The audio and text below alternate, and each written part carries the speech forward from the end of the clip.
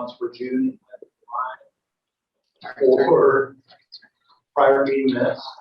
Do you need to press pause for a minute? We okay? I'm getting the agenda up for you. Right Okay, thank you. So just putting the agenda up on the screen for those that are digitally with us. And we also did send out the prior couple of months worth of meeting minutes. For those of you who may have had an opportunity by way of the meeting request invite to review those, we would certainly be open to any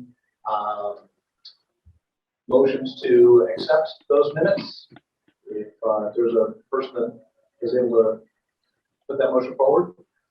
You're going to do each one separately or both together? That's a good question. So I suppose we should do them separately. So we've got both June and July in there. So if you've got access to the June minutes, that's what's up on your screen right now. We can take a look at those, and if you see any omissions or points that need to be corrected, we can certainly do that. Otherwise, we can take a motion to adopt those minutes. I'll make that motion. Okay. I'll second. Okay. Thanks, Dana. Appreciate that. And so we're going to switch over to July as well here. Have to run the screen on my end. That's okay. We're coordinating here, so no problem.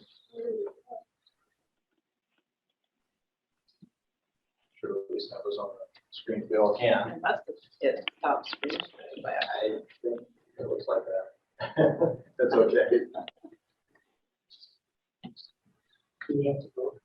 yeah, I'm getting the open. So for the July minutes, again, make sure we had an opportunity to review those. That's why we sent them out with the meeting invite.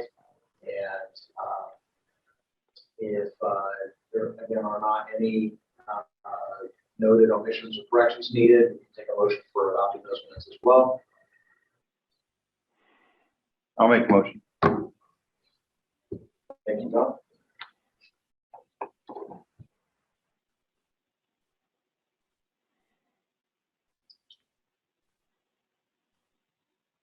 I guess I'll second. Dana, I appreciate that. Thank you. Glad you're here. Very good. Okay, so with that, I would turn us back to our agenda and today's presentation for the August 2021 version of Economic Development Committee. We have with us Jamie Cochran today. He is the president of Stockton Heat. He has also brought with him Brandon Weiss, who is the senior director of marketing. And so, gentlemen, I will turn the floor over to you. We're anxious to hear what you have to share with us. All right, thank you for that warm introduction. So, hey, I'm Jamie Cochran. A little bit about myself here. I'm born and raised in Calgary, Alberta. I lived my first 32 years in Calgary, and I guess year 33 is going to be in this Stockton area. And you're probably wondering, how did I end up in California working for a hockey team?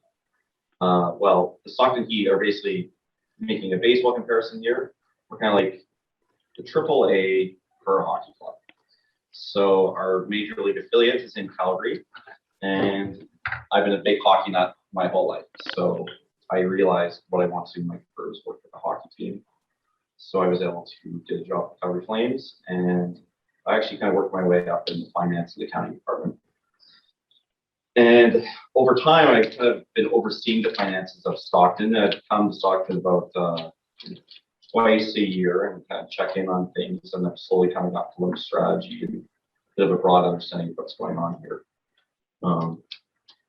And how I ended up with this opportunity was right before the pandemic in February of 2020, we had a leadership change. The Stockton Heat haven't always been particularly successful in reconnecting, just connecting in general, I'd say, with the community. And I think there's kind of a mutual parting ways with our past leadership. And then right after that, the pandemic happened.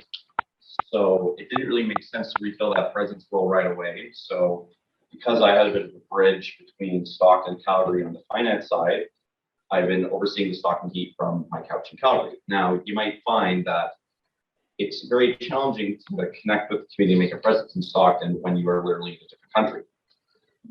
So once the borders have started opening up and we've gotten the ability to host hockey games, opening night, October 15th, it kind of made sense for me to come down and try a bit of a take two with the Stockton Heat here. Kind of going back to what this presentation about, it's connecting to being a community pillar and running a business. Stockton Heat are not a not-for-profit, but I think similar to how this whole Chamber of Commerce works, we're all trying to be business leaders with an eye on building a strong community together. And that's what we were going to aim to do. And I guess the next question you might have is, okay, so you're the Stockton Heat, why are you in Modesto?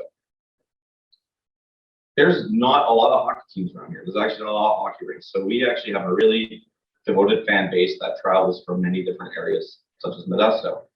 And if we're going to tell people that we aim to be a community pillar, I think we need to represent our fan base. And there's a large segment of that that's actually in Modesto. So in the past, I don't think that we've necessarily done a great job of really understanding what's going on in Modesto, what the key issues are. And that's what I'm really starting to do. This is my third time in Modesto, so I can't say I'm an expert, though I think you guys might be experts. So this is a really good opportunity for me and the rest of the Stockton Heat to come here and kind of learn what's going on. So maybe a good starting point here to talk about is why is it so important for a minor league hockey team to connect with the community? I think if you're the San Francisco Giants, who are also pretty community oriented, they can sell tickets pretty easily without really having to go that far into that. People want to come and see top players and will pay to go and do that. Stockton Heat, I think there's a lot of people that may not even necessarily know that we exist. And if they do know that we exist, they don't even necessarily know who our players are. So for one thing, we're not going to be very successful at all unless we really connect with fans in an engaging way. And I think to do that, you can't just be in it for yourself.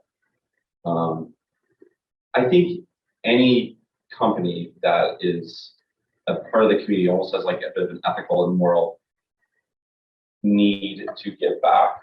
But I think more than that, it's something that we should actually want to do for the right reasons. Leading up to the pandemic, why we had a leadership change, I think a broad issue of what was happening is that we've been very good at taking, but not giving back. We're kind of like a really bad date. And going forward, I don't think those two things have to really be mutually exclusive. What we want to do is actually almost give first, prove our commitment, and hope that we develop into a community leader that people want to come and support, that you're not just there to watch a hockey game, but to actually come and be part of something that really is representative of the community and people are proud of. And that's really what minor league sports is all about. I think I'm not sure you guys are familiar with the Stockton Thunder, but they were. I'm stepping a little forward into the room a little bit more, just a little bit. I do mind, but I will do it for you. So back in the day, so hockey in Stockton has existed for about 16 years now. The first time that was actually at kind of like the low A level of hockey, which is considered the East AHL. And they're called the Stockton Thunder. They actually did a really good job. Like if you went to their games, it was a party atmosphere, people connected with it. I think something about the lower level being more of like a blue collar type of hockey. There's lots of hitting, lots of fighting. People really connected with it. And people went to the games not because they were hockey fans, because back then there was like no hockey rinks around the area. They came because like they felt like they were part of something. Calgary Flames rolled to town and wanted to turn this into something that was more like on their side of a hockey development practice. And we started running this as more of a way to develop players for the AHL level. And we kind of lost our way as to the fact that being located in Stockton, there's more to it than that. We're not just here to support Calgary, but we're in fact here to also make a community presence in the Stockton and surrounding areas. So that's been an issue of ours. And then right before, leading up to the pandemic, we've now gone like 20 months since February of 2020 without having a hockey game. So I'm a little bit optimistic here that there's a chance for us to have a clean slate. Maybe people have forgotten that we haven't been that great in the past, and we can start fresh. And one of the things that I'm thinking about doing this year, that I think will be a really good way to introduce us back and start building and understanding what's going on here, is I'm having a something called the Stockton Heat Charity Challenge. So we've got 34 home games, and for each of the games, we're going to have one really important charity that we're going to partner with. And with that, we're going to give that charity partner a chance to sell tickets and share the profits with us. In the past, we've done these things before, but it might have been like, hey, if Bill Robinson here is headlining charity, he sells tickets for me, per ticket. He gets like $17. Seems like a really good deal for us. Not a great deal for your charity. You just put a bunch of work in, opened up all your connections to get a really small fraction of it. So going forward, we actually want to be true partners with community organizations. Half the value in this charity challenge would go to Stockton Heat, just to basically cover our costs, and the other half goes back to the charities. There's a real opportunity to fundraise. Headline or sponsor that's going to have like a $10,000 prize that will 100% go back to the charity that fundraises. And I guess it's not just about finances on this one. Each time we have a charity out, we're going to put a spotlight on them in the arena, really celebrate what they're about, help them communicate to a broad audience what their needs are, how they can be supported, raise awareness for what they're doing. And with that, there's also an opportunity for our players that you see on the ice to actually connect with those charities, whether it's volunteering or helping bring that awareness. We've got this unique platform where people, fans of our games, are really connected to our players. And it seems like a lost opportunity if we don't have those players come back and use that spotlight on those types of things. So there's a lot of areas that we can actually become a real community pillar and still find a way to be focused on creating a business that works and is sustainable, but is also giving back to the community. And I think those two things really go hand in hand. We haven't done a great job in the past.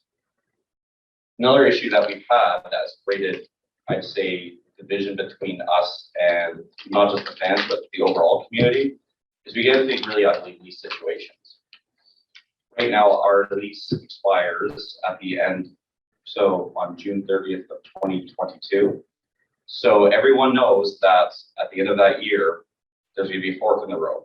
Where does that mean? If it's not in Stockton, we have to go somewhere else. So how do you prove to people that you're invested in Stockton while also not knowing if you're going to stay there long term? That's been a continued issue over the years. And at some point, I think we need to prove to the city that we are committed to actually making it work here and committing a long-term situation. So to this point, we've done a whole lot of talking about all the great things we're going to do, but now we actually have to go and do them. And I think when you look at minor league sports, the city almost never, whether it's Stockton or North Carolina, you're never going to necessarily make it work in all sense perspective. There has to be more in it as creating some kind of community-based program people are excited to go to.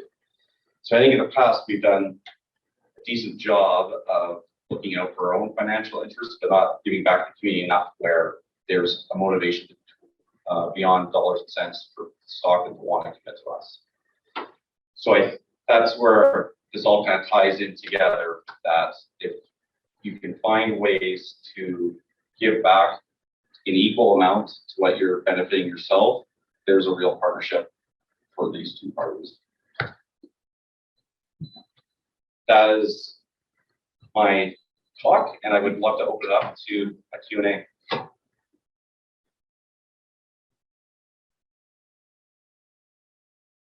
Please don't all race to start asking questions. Well, I'll jump in here real quick.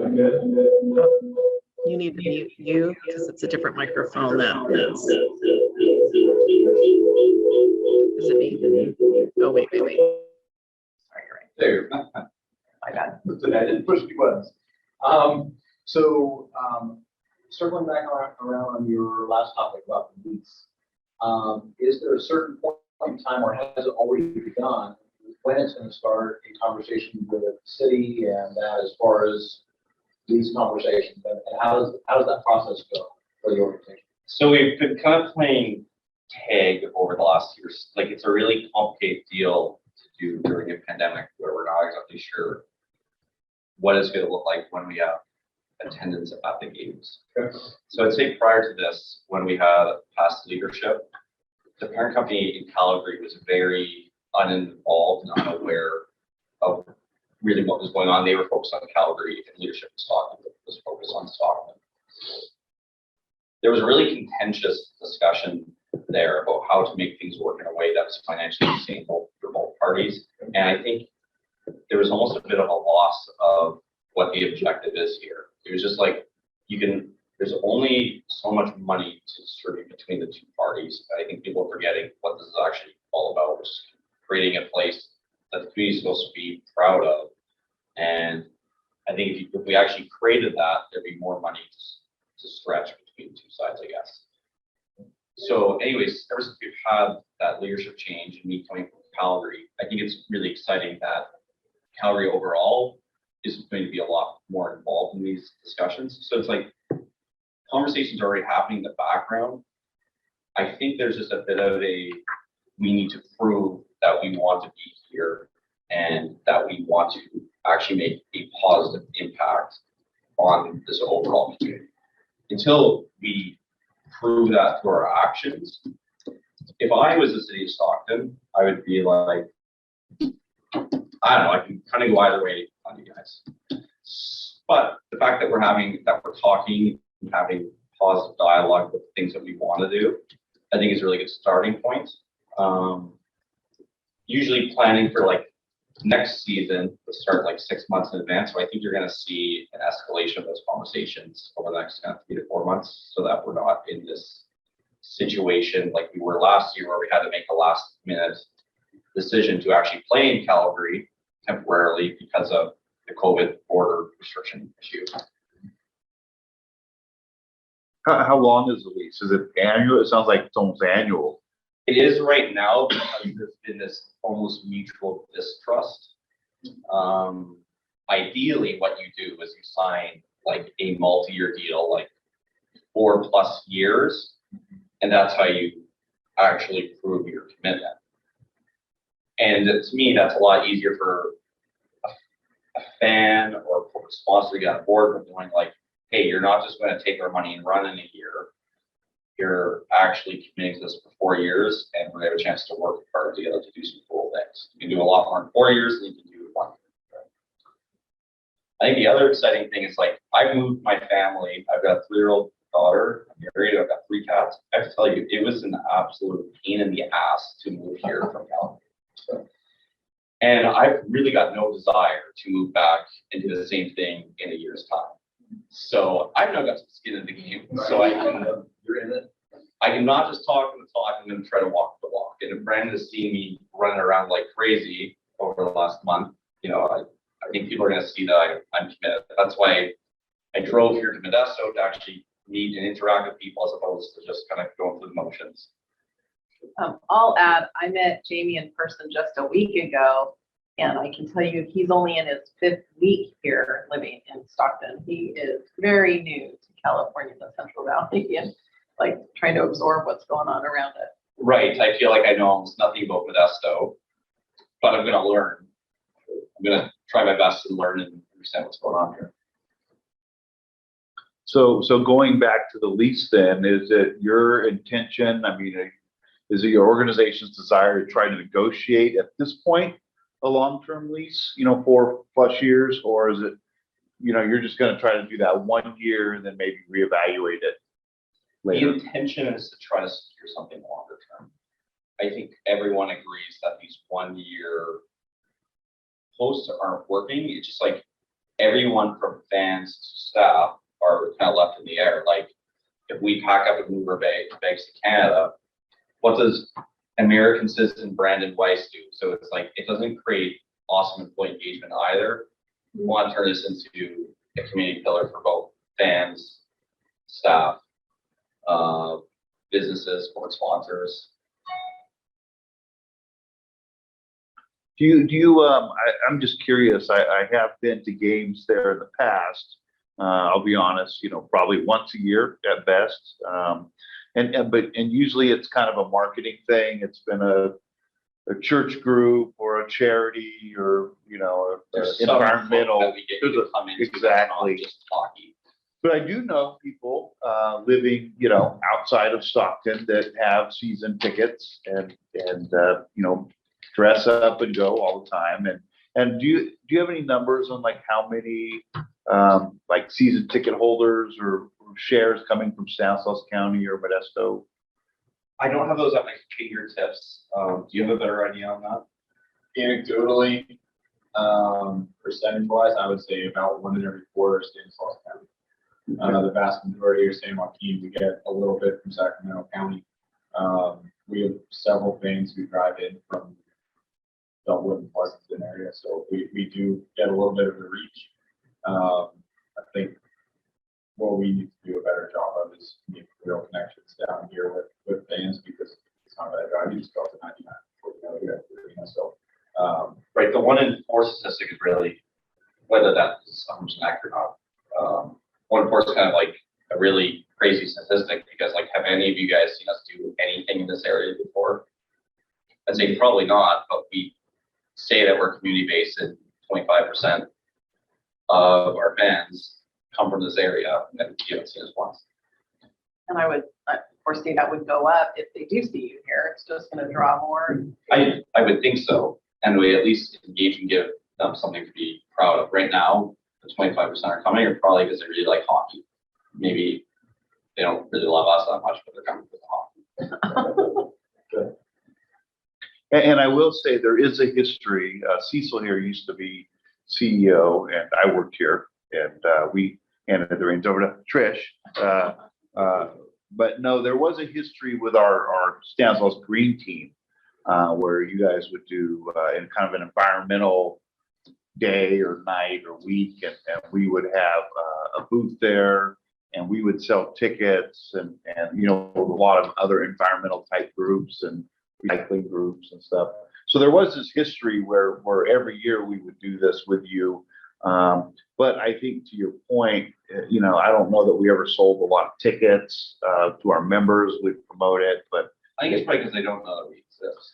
yeah, again, I think it's out of sight, out of mind, a lot of ways. And if you're only seeing an advertisement for the Heat once a year, yeah, and then there is in the past, and I know Stockton downtown has been worked on and revitalized, but I used to work down there years and years ago, and it was like nobody wanted to go downtown at night, in Stockton. And so I know that's changed a little bit, but I think people like in Modesto, Stanislaus County, even places like Manteca Ripon and Southern San Joaquin County still have that perception like Stockton downtown's a dangerous, scary place to be. I've heard that a lot, but I guess I haven't spent enough time there at night because people tell me not to. But I think once we get into some games, I'll start kind of understanding.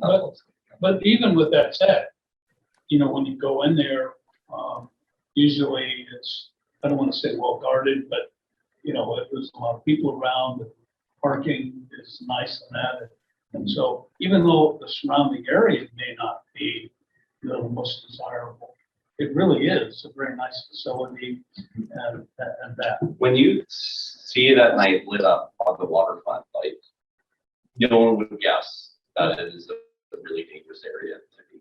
I think you're right. Like, But to overcome what he's saying, you might need to do some marketing, not just you, but frankly, the Stockton Chamber, should do that. The city should do that, not only for your facility, but the rest of the facilities that are there, the ballpark and everything else. I think so. Yes, we got basketball games, Right. concerts, and of course the baseball stadium. And I think that everyone's kind of impacted by that reputation. And I think the 4 of us working together as partners, like we're trying to make ourselves all better together. And it's like, you're right, that is our mission just for Stockton Keith to overcome, but with the city, the courts and the Kings, like we should be able to do better in that area. I think it's like, if you look, I'm sure everyone here has been to different cities for sporting events. Like I love it when you can have a couple beers, be able to walk around downtown and have like a really fun, nice evening out without having to worry about your safety. I think right now, the Formula to go to the games, you gotta pay for parking and you're probably trying to get out of the area soon after the game. And it just seems like a lot of logistical hoops to jump through. That like if you're a consumer, you don't want that. You just want to be able to know that you go down there at the drop of a dime, have a good time. Well, I wonder maybe to Cecil's point is in conversation with these negotiations and things like this is, okay, Stockton as a city, what are you doing to help come to the table to help turn that perception around of this downtown area? Because we do have a beautiful facility, right? It's a great venue to go to. So I mean, several of us since they're gone. So how does the city help turn that perception? It's not just you having to do that lifting, right? So Yeah, I mean, like, yeah, there's a finite amount of money going around, and I think that they are a little bit shy to support with big dollars unless they feel like they're getting something really important here. sure. And if we're not representing the community well, and people don't feel like we are Stockton, that we're more like this baseless conglomeration from Calgary, I could see why they might be shy to do that. So I think the best way to probably do that is for us to be good partners, and then it'll give us a little bit more of a voice in the room to work together to do that. Hence the community involvement and support. Correct. Sure, okay. I guess maybe another question I would have, and I don't know if maybe this is more for Brandon, is from a marketing standpoint. You mentioned about community involvement and interfacing with various nonprofits going on a per game basis and this kind of thing. What type of marketing efforts are planned to be able to reach out and say, hey, this is how we want to engage community? Who's in with us, right? Who's going to come to the table? And how to get those community partnerships kind of up off the ground. If I'm framing the question well, and how do we reach out to that? I think it's mostly us going direct to organizations we want to involve with, who we think can benefit a lot from the initiative. And a lot of that starts with existing relationships. We do a ton with United Way of St. Joaquin County. We do a ton with the Community Foundation. During the pandemic, we helped the Stockton Emergency Food Fund, a ton with fundraising efforts. So going back to people who we've had a long-standing, mutually beneficial relationship with, and introducing this, I think probably our best program that we've been able to offer to date, where we have that 50-50 split of each ticket. So not only do they get a night of entertainment and hopefully first-class experience, but they also, there's a return investment in them. And then beyond that, we wanted to grow at a grassroots level. It's not something, it would be a little disingenuous of us to say, here's a charity challenge, by the way, we're throwing X amount of dollars to market it to get more people. So we want it to go organically. We want it to be a word of mouth thing, and we want people to be satisfied, and they eventually will pass it along. And we're approaching it as we want to make sure that these organizations in the area are taken care of more so than we're worried about how much of the stock that you get. And I guess the other thing is actually coming to this event here. Like, hey, yeah, I could go on Google and, hey, what are the 5 biggest nonprofits in Modesto? I can do that, kind of cold calling myself to develop a relationship with them. Or I can actually go and meet community leaders here and hope that you guys can help guide me towards where the answers are. You know, I'm not coming here as an expert of Modesto. I'm kind of coming in fresh here and kind of learning what this is all about. Well, maybe to your point too, is there may be some different constituency groups a little bit different in Stockton or Timothy County than there are in Stanislaus or North Stanislaus County. Right, and we will be doing those things like, hey, this charity challenge, I kind of envision if Modesto represents about where Stanislaus county represents about a quarter of our fans, and I would say we probably need to have about a quarter representation in our charity channel. Well, not to call them out, but I will say, if you look on the screen, so Todd Aronson is part of Visit Modesto, and I know it's not Visit Stockton, but it's, so he's in charge of tourism here in Modesto, and then Amy Carroll works for the county, and I believe she's in charge of tourism in Stanislaus County, and they work together, but this is, something like this, it's more regional, they would be good contacts for you to communicate with, and I see Todd unmuted. Do you want to say anything, Todd? No, thank you very much. Appreciate the information. Look forward to receiving any other information. If you want to send it over, drop something off, we're around the corner. Trish can let you know where we're at. We're about 100 steps away. Good to know. Yeah. And I would just add that the county definitely is interested in hearing more about opportunities in the region for sports entertainment and other offerings that our community would benefit from. So happy to be a connection for you as well. And I also kind of just to add to that, we have a magazine that goes out too, and Trish probably talked to you about that, Progress. Yeah, we do. And that's definitely something that, we can help push out. But I think it's right. So like our mall here in Modesto is a regional mall, and it draws people from all over because it really doesn't have a competitor as far as size and foot traffic and store traffic for a long ways, Bay Area basically. So it's a great regional mall, and we get people from all over, and that benefits the county. And something like this, there is no hockey team in Modesto. I don't know. I don't think that's on the agenda for a hockey team in Modesto anytime soon. So I mean, in that sense, I think it's a great thing to kind of see if people are interested to get that word out. Although maybe we don't have a hockey team in Modesto, we do some days like have a pro night and rebrand ourselves as an area to really kind of show our commitment. Well, like it'd be cool someday if we build ourselves up to having like a Modesto Heat Day. Yeah, it's great.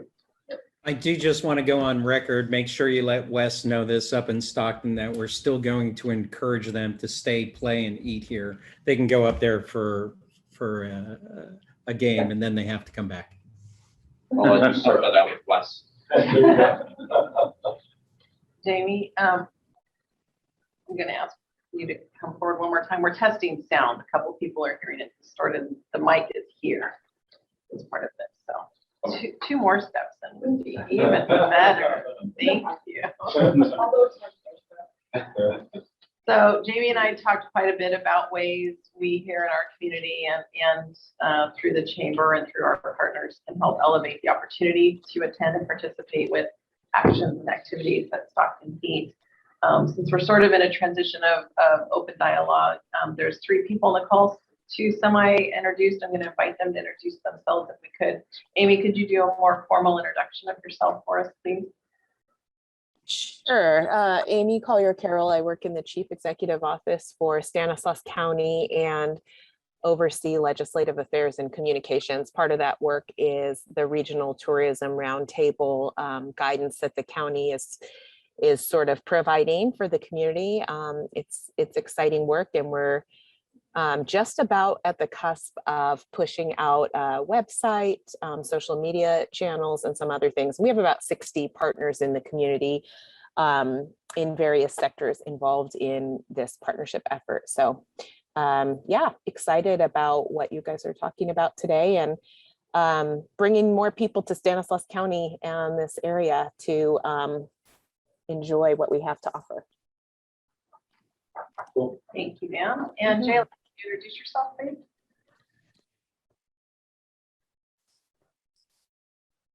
Jalen, are you there?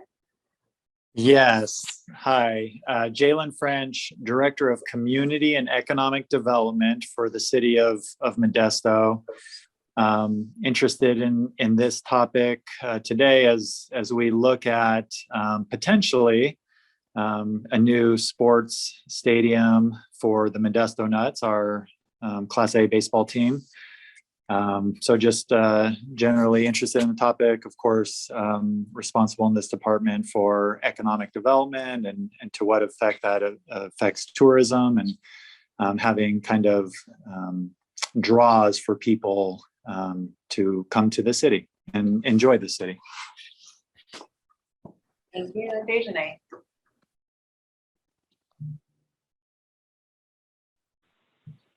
Hi, I'm Dejanay Silverman. I'm the Career Services Director for Modesto Junior College, and we really work to help students to recognize the skills and education that they're attaining and connect those skills to suitable employment.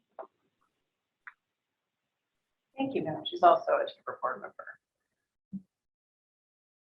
So any further questions for our guests today? So when you came to California, did you like hit the Central Valley and say, this is not what I thought? I thought I was going to the ocean, or? Honestly, like, you guys didn't exactly talk up Stockton as like the place to be. So I believe it was more of a undersell, over deliver. I've loved it here so far. I've had a blast. And since he came to see Modesto to meet with me last week, I took him on a walking tour of a few walks around downtown, pointed out a few anchor items, and suggested we bring his wife into town for dinner and a show or two. I took her to a Modesto Nuts game Oh, on Sunday, and like, we gotta find a way to get these tents out there too, because like, I was able to walk up to the gate and buy front row seats behind home plate for like $15. I was like, that shouldn't be able to happen. yeah. They've only been open, so much happened on June 15th and then how we've been evolving. So it's we're all aware that no matter what, we're still in transitional. Of course, and I think, and you're gonna see the same thing probably with key games sometimes, where I can get laughably great seats for a low price. Yep. Well, I'll extend an opportunity to do an invitation to have you guys come back to Modesto, and I'll invite our partners with Modesto Nuts and kind of brainstorm together a bit if you'd like. And Yeah. engage a couple of the other key individuals on the call today if you'd like. That'd be great. I was just curious, prior to COVID, kind of what numbers were you running as far as percentage attendance versus capacity? Oh, boy. I think our average attendance of people actually coming to these was about 1,200 for the pandemic. And what seat, like 8,500 people? Yeah, hockey capacity is about, 1,800, 8,500, so 1.7. The Thunder back in the day, when they connected really well with the city, I think their average attendance was close to like 4,000 or 5,000 for like really good crowds. It'd be really cool to find a way to do that again. And the things that we could do to give back. I mean, maybe it's the other way. It's like you give back first and start creating that, like Vans versus chicken or the egg. Or have more fights? You know what? Opening night, if you like, I'll let you win because I'm really nice. But we can fight if you want. Yeah. I will say though, when you say that, I remember going years ago, probably like 4 or 5 years ago, 6 years ago. And yeah, I was shocked at how many fights there were, and I was with a college group of kids and they loved it. They had the guys had a great time. In the stands. No, not in the stands, not in the stands, it's on the ice. And, but yeah, with this last, I think I went, 2 years ago, but it was after the change, and it was more of looked like more like a professional hockey game I've been to. That's incorrect, but people love the fighting, but you're not gonna see that type of stuff against the knowledge of it, not just hockey, but football with, CTE and brain injuries. Like there's a lot more strict discipline on those things, which is a good thing, but not as entertaining. So, maybe for a PR stunt, I'll invite Nate Diaz over for a fight and I'll let him win too. Don't think you need to. When Jamie walked in last week, one of the first things they said to him was, "So you're a hockey player?" And he said, "Well, I love hockey." But you're a hockey player. You were at one time. I love the game of hockey. So Yeah, believe it or not, I'm not like the athlete that I appear.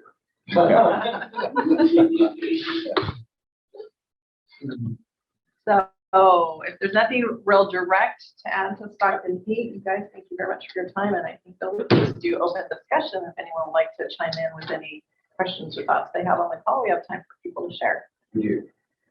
So in that way, perhaps if there's any time sensitive or calendar oriented kind of community announcements or updates, we can take a couple of those.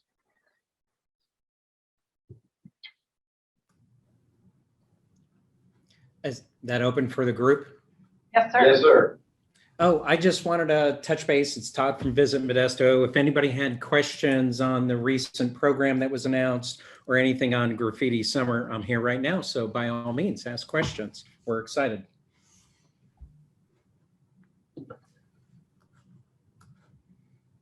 Or forever hold your peace. Hey, I do want to let everyone know, and I can send this information over to Trish to send to the group, and I'll put a link in the chat in a moment. Graffiti Summer, all the programs need literally hundreds of volunteers. So this year, every volunteer gets a Graffiti Summer t-shirt and 2 tickets to the weekend show. They are looking for volunteers in short shifts on Thursday night, Friday night for the parade, as well as at the show on the weekend. So anybody who can spread this message far and wide, we would certainly appreciate your assistance.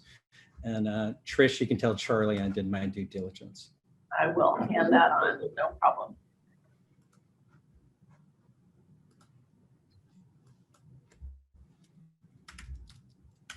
Anyone else have any updates or info they'd like to share?